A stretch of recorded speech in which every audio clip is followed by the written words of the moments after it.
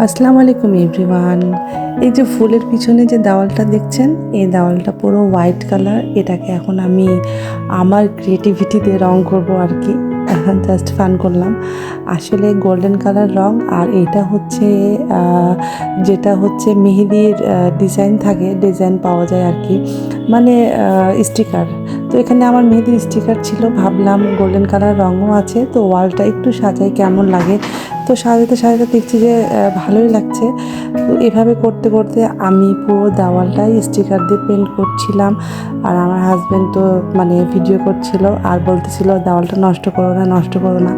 যখন অর্ধেক হয়ে গিয়েছিল তখন দেখতে যখন ভালো লাগছিল, তখন ওও বলছে যে না, অনেক সুন্দর লাগছে।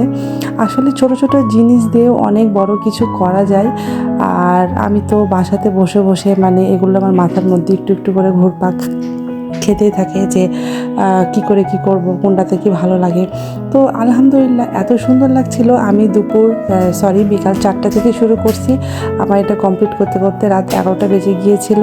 তারপরে দেখেন কত সুন্দর লাগছে দেখতে, মনে হচ্ছে যে আমি কাউকে দিয়ে আমার ওয়ালটা পেন্টিং করিয়ে নিয়েছি, মানে মিস্ত্রিকে দিয়ে ওয়ালটা পেন্টিং করে নিয়েছি। তো খুব ভালো লাগছিল, যে দেখেছে সেই খুব প্রশংসা করেছে। আর আমি এটা ঈদের একদিন পরে করেছিলাম, মানে ঈদের আগে আমি সময় পেয়েছিলাম না।